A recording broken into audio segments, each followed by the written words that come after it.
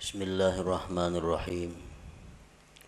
Alhamdulillahilladzi khalaqal khalqa li hikmah wa khalaqana lil ibadati wal ma'rifah. Ashhadu an la ilaha illallah wahdahu la syarika lah wa ashhadu anna sayyidana Muhammadan abduhu wa rasuluhu ila jami'il ummah. Allahumma salli wa sallim wa barik ala sayyidina wa habibina Muhammadin kashifil ghummah wa ala alihi wa ashabihi wa dhurriyyatihi wa atba'ihi ila yaumil qiyamah, amma ba'du. Yang kita hormati dan kita cintai para habaib dan para alim ulama, para muhibbin, hadirin hadirat rahimakumullah. Alhamdulillah, segala puji bagi Allah. Kita haturkan syukur kita kehadirat Allah Subhanahu wa ta'ala yang telah mengumpulkan kita dalam zikrullah dan kalimah thayyibah lainnya. Semoga Allah mengumpulkan kita selalu dalam kebaikan dan takwa. Amin ya rabbal alamin. Salawat dan salam kita haturkan kepada baginda kita, junjungan kita Nabi besar Muhammad sallallahu alaihi wasallam, dan seluruh keluarga, para sahabat, zuriat dan pengikut beliau sampai hari akhir nanti. Para muhibbin rahimakumullah, al-hikmatu tsaminah minal hikamil ataiyah. Qala al-imam Ahmad bin Athaillah as-Sakandari rahimahullah wa nafa'ana bi ulumi. Hikmah yang ke-8 daripada al-hikam al-ataiyah. Berkata pengarang Al-Imam Ahmad bin Athaillah as-Sakandari rahimahullah, idza fatahalaka wijhatan minat ta'arruf fala tubali ma'aha an qalla amaluk fa innahu ma fatahaha alayka illa wa huwa yuridu an yata'arrafa ilaik. Alam ta'lam anna ta'arrufa huwa muriduhu alaik wal a'malu anta muhdiha ilaih wa aina ma tuhdihi ilaih mimma huwa muriduhu alaik. Artinya, apabila Allah membukakan bagi engkau satu pintu daripada ma'rifah, apabila Allah membukakan bagi engkau satu sisi, satu jalan daripada ma'rifat, maka janganlah engkau heran besertanya itu bahwa sedikit amal engkau. Bahwasanya Allah tidak membukakan itu pintu ma'rifah bagi engkau, melainkan bahwa Allah ingin memperkenalkan kepada engkau. Apakah engkau tidak tahu bahwa memperkenalkan itu adalah Allah yang mendatangkan atas engkau, sedangkan amal-amal ibadat itu engkau yang mempersembahkannya kepada Allah? Manakah yang lebih mulia, sesuatu yang kau persembahkan kepada Allah dibanding sesuatu yang Allah datangkan atas engkau? Tentu lebih mulia yang Allah datangkan kepada engkau itu. Ada manusia yang ingin ma'rifat kepada Allah, sehingga orang ini berusaha sedemikian rupa agar bisa ma'rifat itu. Segala macam amal daya upaya dipersembahkannya untuk Allah, dengan harapan Allah bersedia berkenalan dengan dia. Ada sebagian manusia yang hanya punya sedikit amal, tetapi Allah yang ingin berkenalan kepada manusia itu. Allah yang ingin mengenalkan dirinya kepada hamba itu. Janganlah amal yang sedikit tadi dianggap heran, dianggap aneh. Manakah antara dua itu yang lebih mulia, yang lebih afdal? Tentu yang Allah ingin memperkenalkan dirinya kepada hambanya tadi, itu yang lebih utama.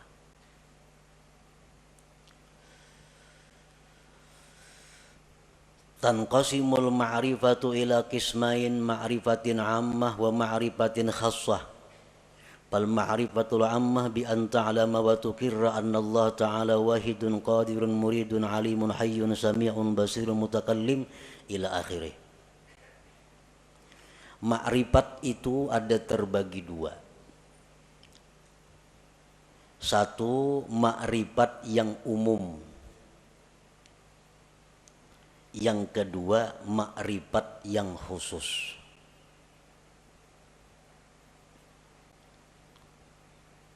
Dalam istilah lain ada yang menyebut ada ma'rifat itu ilmiah, ada ma'rifat itu dzauqiyah.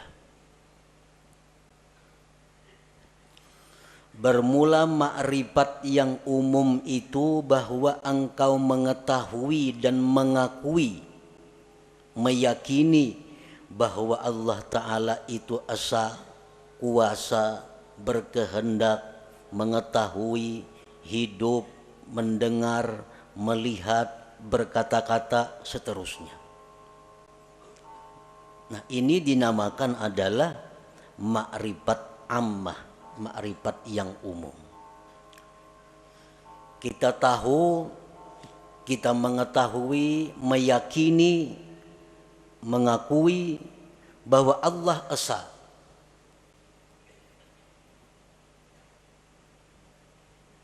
Dan keyakinan kita itu kada bisa diganggu. Siapapun yang mengganggu, tetap kita yakin bahwa Allah itu esa, kuasa, berkehendak, dan seterusnya. Nah, ini disebut ma'rifat umum. Wa tahsulu hadhil ma'rifah bitta'allum wa tafakkur wal istidlal, dan ma'rifat umum ini didapat dengan belajar, tafakkur, dan mencari dalil. Inilah ma'rifat yang dimaksud dengan awaluddin ma'rifatullah. Awal agama itu adalah ma'rifat kepada Allah. Nah, ma'rifat umum ini maksudnya. Dan setiap orang yang beriman mempunyai ma'rifat umum ini. Setiap orang yang beriman mengetahui, meyakini bahwa Allah bersifat dengan sifat kesempurnaan, kebesaran, dan keelokan. Maha suci Allah bersifat kekurangan, aib, dan celah. Itu sudah setiap orang beriman. Mereka sudah punya ma'rifat yang umum ini. Wal ma'rifatul khassah, nah ma'rifat khusus. Ma'rifat khusus inilah yang dikatakan oleh para ulama sufi. Inna fid dunya jannatan man dakhalaha lam yashtaq ila jannatil akhirah ala wahiyya ma'rifatullahi ta'ala. Di dalam dunia ini ada surga. Di dalam dunia ini ada surga. Siapa yang masuk ke dalam surga itu, dia tidak ingin lagi kepada surga akhirat. Surga apakah yang ada di dunia itu? Ialah ma'rifatullah, ma'rifat kepada Allah. Nah, ini ma'rifat khassah, ma'rifat dzauqiyah ngarannya, bukan ma'rifat ammah tadi. Apa yang dikatakan oleh Al-Habib Al-Qutub Abu Bakar Al-Adani Al-Idrus, man arafallah safalahul aish wa tabat lahul hayat. Barang siapa yang ma'rifat kepada Allah, maka hidupnya dipenuhi dengan kebahagiaan dan kesenangan. Nah, ini ma'rifat yang khassah ini maksudnya. Ma'rifatullah yang khusus ini.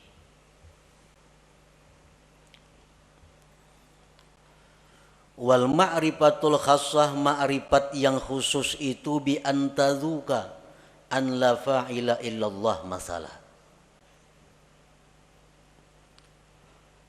Bahwa engkau merasakan bahwa tidak ada yang berbuat itu melainkan Allah. Contohnya itu umpamanya. Kita mengetahui, kita meyakini bahwa tidak ada yang berbuat melainkan Allah. Tapi kita hanya ingin tahu dan yakin bahwa la fa'ila illallah. Tidak ada yang berbuat selain Allah. Yang lainnya kada punya daya upaya. Itu kita tahu dan mengakui itu. Tapi kita belum merasai, belum merasa. Ma'rifat khassah ini adalah orang yang sudah merasa. Orang yang sudah merasa bahwa tidak ada yang berbuat itu selain Allah. Orang yang tahu bahwa madu itu manis. Nya yakin bahwa madu itu manis. Nah ini sudah ma'rifat dengan madu. Tapi kalau orang yang sudah merasai kayak apa manisnya itu madu, nah ini ma'rifat khassah. Lain dengan orang yang hanya sekedar tahu. Mendengar berita bahwa di Mekah itu begini, begitu bagusnya, begitu indahnya, dengan bermacam-macam dalil, bermacam-macam kabar yang mutawatir bahwa Mekah itu ramai dan indah. Sehingga kita yakin bahwa di Makkah itu ramai. Makkah itu luar biasa. Nah kita sudah meyakini. Tapi andai kita ke sana langsung berangkat ke Makkah, sampai di sana melihat seorang bagaimana Makkah itu, lain rasanya lawan nang hanya sekedar tahu. Nah itu jualah orang yang ma'rifat kepada Allah ini. Orang yang hanya tahu, hanya ma'rifat bahwa tidak ada yang berbuat hanya Allah, tapi belum merasa, lain dengan orang yang sudah merasa. Kayak apa rasanya? Rasanya yang tidak ada berbuat selain Allah itu. Bi antazuka an la fa'ila illallah masalan. Dengan bahwa merasa engkau bahwa tidak ada yang berbuat itu kecuali Allah. Nah kalau sudah kita merasa demikian, fala tajidu fi qalbika dhiqatan wa tawbihan fi ma kana wa ma yakunu wa ma sayakun, maka tidak kau dapati di hati engkau kesempitan, mencela pada yang telah terjadi, yang sedang terjadi, dan yang akan terjadi. Orang tuh kalau sudah merasai kayak apa rasanya? Rasanya keyakinan bahwa tidak ada yang berbuat hanya Allah. Merasai sudah itunya. Maka hati orang ini kada sempit lagi. Hati orang ini kada ada lagi mencela terhadap apa yang dihadapinya. Baik nang dahulu, baik sekarang, baik yang akan datang. Karena ini sudah merasai bagaimana tidak ada yang berbuat kecuali Allah itu. Seperti apa yang disampaikan oleh khadam Rasulullah sallallahu alaihi wasallam Sayyidina Anas bin Malik. Ujar Anas bin Malik, aku 10 tahun jadi pembantu Rasulullah sallallahu alaihi wasallam. Tidak pernah Rasulullah itu mencela aku. Tidak pernah Rasulullah itu berkata, kenapa ikam kadaka ini? Padahal ka itu nang baik, kada pernah.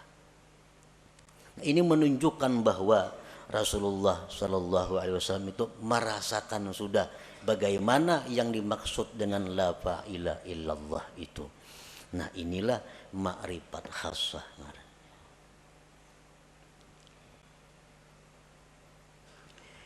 Wa yumkinu ayyarqal insan ila sa'idi hadhil ma'rifah min ahadi tariqain la thalitha lahuma. Kita bisa mendapatkan ma'rifah khassah ini melalui 2 jalan. Tidak ada jalan ketiga. kayak apa kita supaya bisa merasai nang keyakinan kita la ilaha illallah. Jangan hanya sekadar habar, jangan hanya sekadar yakin mengakui, tapi rasai. Nah, rasai kayak apa? Yang tidak ada berbuat kecuali Allah itu. Nah, supaya bisa merasai itu ada dua jalannya. Yang pertama disebut tariqul hidayah wal inabah. Yang kedua disebut tariqul ijtiba wal istifa. Ada jalan hidayah dan inabah, ada jalan ijtiba dan istifa. Nah, hanya dua jalan itu.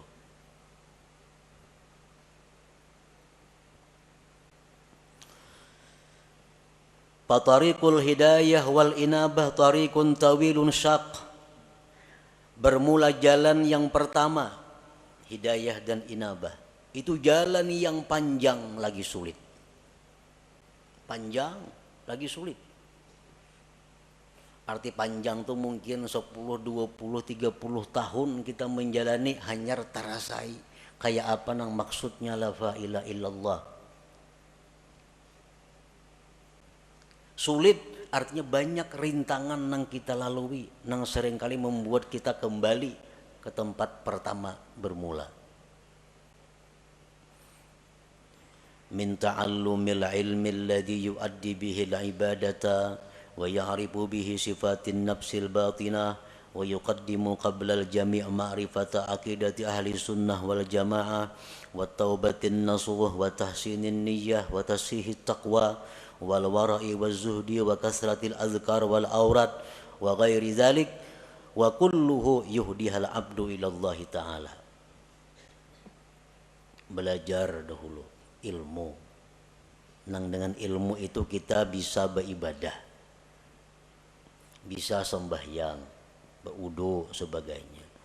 Belajar ilmu mengenali sifat-sifat diri yang batin. Apa sifat yang terpuji di batin kita, apa yang tercela.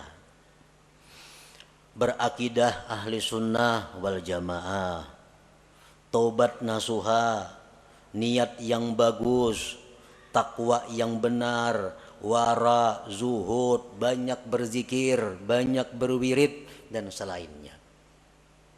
Itu pekerjaan sehari-hari. Ada yang 10.000 zikirnya sehari. Dan mungkin ada yang berpuluh-puluh tahun hanya diberikan Allah rasa bagaimana itu ma'rifatullah tadi.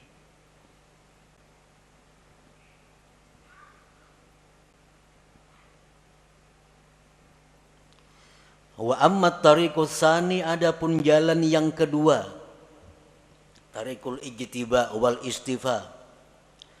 Fayakunul bad'u minallah ilal abdi. Jalan yang kedua ini adalah jalan di mana Allah yang ingin menariknya. Jalan pertama tadi si hamba nang bakahandak. Kisahnya si hamba nang hendak ma'rifat lalu nya beribadah, beramal, berguru. Nah, nang kedua ini adalah Allah yang ingin menariknya. Yakunul insan mustaghrikan fi syurudihi wa bu'dihi anillah wa faj'atan tudrikuhu rahmatun minallahi ta'ala. Ini manusia tenggelam dalam kejauhan daripada Allah. Pekerjaannya manusia ini sibuk mengurus dunia. Kada tahu diwirid, sembahyang pun kadang-kadang pray. Pekerjaan-pekerjaan maksiat banyak dilakukannya. Tetapi secara mendadak Allah memperdapati dengan rahmatnya.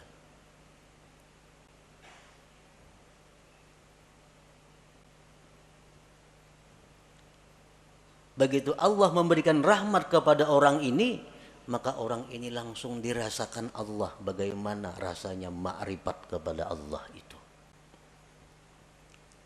Banyak tokoh-tokoh yang terkemuka yang melalui jalan yang kedua ini, seperti Fudail bin Iyad, Malik bin Dinar, Utbatul Gulam dan lain. Orang yang dulunya sesat, dulunya jahat, tetapi Allah dengan rahmatnya secara mendadak mengejutkan, menarik orang ini. Seperti Fudail, kita mendengar tahu kisah Fudail bin Iyad, orang yang kehidupannya hanya jadi perampok di tengah jalan. Perampok di tengah malam satu hari hendak menaiki rumah kekasihnya. Begitu naik ke rumah kekasihnya, mendengar ada orang mengaji Al-Quran yang ayatnya alam ya'ni lilladzina amanu an takhsha'a qulubuhum li dzikrillah. Begitu ayat itu masuk ke pendengaran Fudail, Fudail terjatuh. Nah, setelah itu Fudail tobat, langsung ditarik oleh Allah Subhanahu wa taala, dirasakan bagaimana makrifat kepada Allah. Akhirnya Fudail menjadi salah seorang aulia besar pada masanya itu.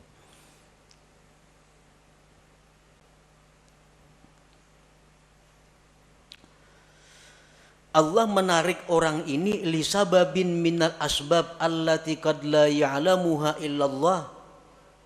Allah menarik orang ini karena ada sebab yang kadang-kadang sebab itu hanya diketahui oleh Allah.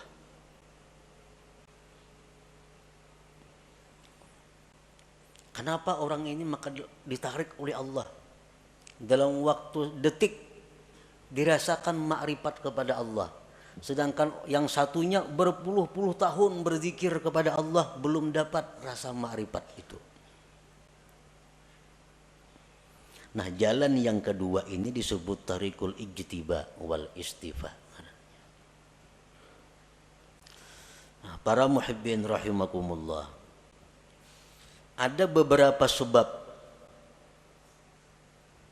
yang dengan sebab itu ada kemungkinan, ada harapan satu saat ditarik oleh Allah manusia ini, walaupun dia dalam keadaan bergelimang dengan dosa.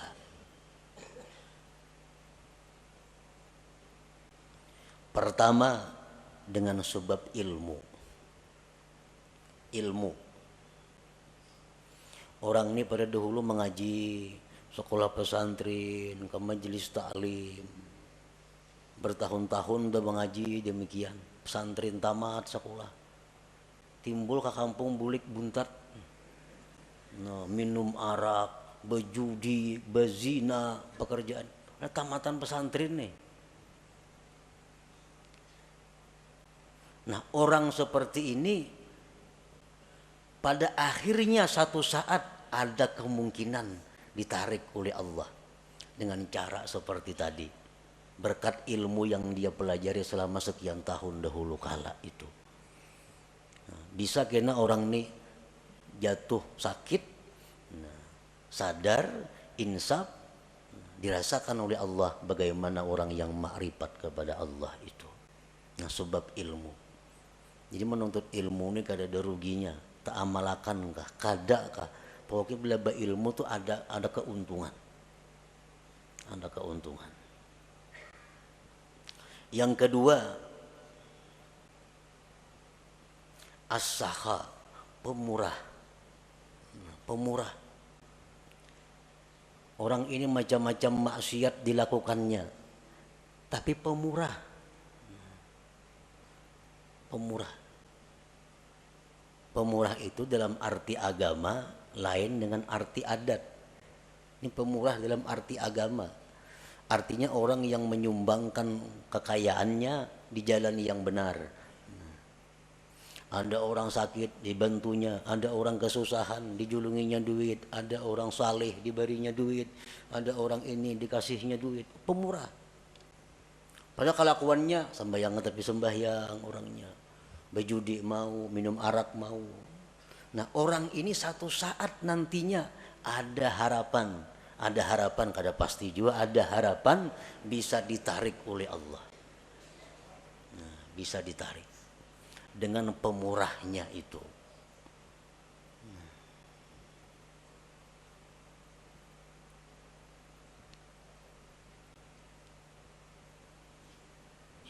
Yang ketiga, al-adlu, adil. Ini seorang pejabat. Seorang pejabat ini bergelimang dengan dosa.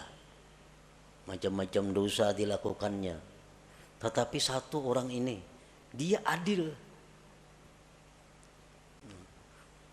Sewaktu ia menjabat, di matanya sama, semua adalah rakyat. Baik anaknya, baik bininya, mintuhanya, iparnya, kamanakannya, semuaan rakyat sama. Kadang-kadang mesti diutamakannya. Kalau panggil ini minantuku utamakan kadada. Ini ipar kadada. Semuaan rata di matanya rakyatnya. Nah, orang ini waktu menjabat adil. Padahal kelakuan lain-lain banyak maksiat dilakukannya. Nah, berkat inya adil sewaktu menjabat itu, orang ini ada harapan suatu saat akan ditarik oleh Allah, dirasakan bagainya kepadanya ma'rifatullah itu.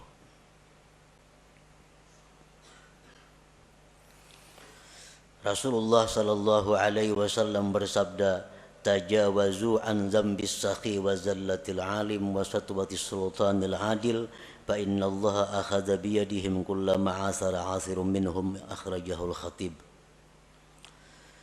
Ujar Nabi kita, maafkanlah kesalahan orang-orang alim, orang-orang pemurah, raja-raja, penguasa-penguasa yang adil itu.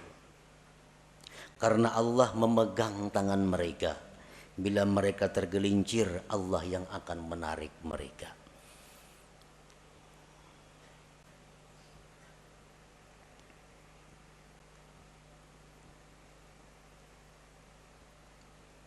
Yang keempat, suhbatus salihin. Orang ini bersahabat dengan orang-orang saleh, dekat dengan orang saleh. Padahal kelakuannya bila cerita pisah orang saleh macam-macam, tapi nya dekat dengan orang saleh. Ada orang saleh di sana, kenal, dekat lawan inya. Ada orang saleh di ujung sana, kenal, dekat lawan inya. Pokoknya di mana orang-orang saleh dicarinya, didekatinya. Padahal kelakuannya orang nih macam-macam maksiat diperbuatnya. Tapi kalau urusan orang saleh, wahnya paling dekat sudah. Nah, orang ini satu saat nanti bisa ditarik oleh Allah untuk dirasakan bagaimana ma'rifatullah itu. Rasulullah SAW bersabda, al-mar'u ala dini khalilih. Seseorang itu atas agama orang yang dikasihinya. Waqad qil, dikatakan orang, man sahibal akhyar ja'alahu Allah minal akhyar wa in kana minal asrar.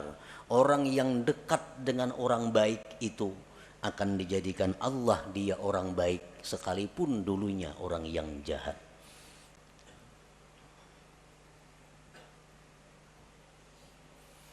Yang kelima, mahabbatus salihin. Cinta kepada orang-orang saleh atau dicintai oleh orang saleh. Inya ini katuju lawan orang-orang baik, hormat lawan orang-orang baik, cinta lawan orang-orang baik. Atau orang ini kada tahu manahu, cuma orang-orang saleh katuju lawan inya. Nah, orang-orang ahli zikir katuju lawan inya. Orang-orang ahli salawat katuju lawan inyan itu, dikatujui oleh orang-orang baik. Nah, maka orang itu ada harapan nantinya akan ditarik oleh Allah Subhanahu wa ta'ala. Selanjutnya lagi, kasratus salah ala Nabi sallallahu alaihi wasallam. Banyak bersalawat lawan Nabi. Orang ini pemabuk, penzina, penjudi, tapi dalail seminggu sehatam.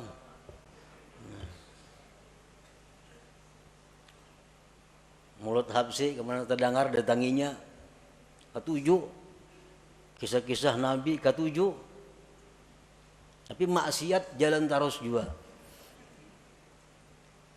Salawat selalu dibacanya. Nah, orang seperti ini ada juga harapan satu saat kaina dikembalikan oleh Allah, ditarik dan dirasakan ma'rifatullah itu.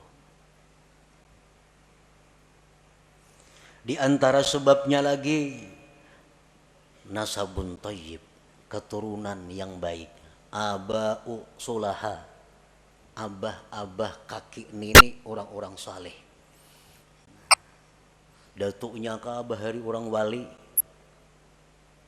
Nah, ke atas pada datuk lagi. Yang 7 turun sudah orang wali bahari sidin itu. Nah, cucu-cucunya ini ada yang nakal macam-macam. Tapi akhirnya kayaknya bisa ada harapan cucunya itu insaf dan ditarik oleh Allah Subhanahu wa taala berkat doa-doa daripada orang-orang dahulu, kakek moyang nenek moyangnya itu. Nah, jadi itu bagian daripada sebab-sebab yang dengan sebab itu Allah menarik seseorang ini menjadi kekasihnya dan dirasakannya bagaimana ma'rifat kepada Allah Subhanahu wa taala itu. Nah, para muhibbin rahimakumullah. Setiap manusia yang beriman kepada Allah dan mempunyai keinginan yang tinggi, kehormatan yang tinggi, dia pasti ingin mendapatkan yang disebut ma'rifatullah itu. Bagaimanapun kelezatan yang ada di dalam dunia, bagaimanapun ada kemewahan yang ada dalam dunia, bagaimanapun keindahan yang ada dalam dunia, kalau seseorang itu sudah merasakan bagaimana ma'rifatullah, ma'rifat kepada Allah itu, maka semuanya akan hilang. Kada akan bisa dibanding dengan bagaimana indahnya, lezatnya, bahagianya orang yang ma'rifat dengan Allah itu. Nah, sebahagian manusia ada yang berusaha untuk berkenalan dengan Allah. Sebagian manusia ada yang Allah menarik untuk berkenalan dengannya. Yang pertama disebut suluk, yang kedua disebut jazab ngarannya. Yang kedua-duanya itu adalah mulia. Kedua-duanya adalah sesuatu jalan yang terpuji. Sebagian ulama ada yang mengatakan bahwa yang ditarik oleh Allah itu lebih afdal daripada orang yang menjalani jalan suluk atau jalan hidayah wal inabah tadi. Para muhibbin rahimakumullah, mudah-mudahan Allah Subhanahu wa taala membukakan hati kita pintu ma'rifah kepada Allah Subhanahu wa taala sebelum akhir hayat kita. Ila hadratin Nabi sallallahu alaihi wasallam, al-Fatihah.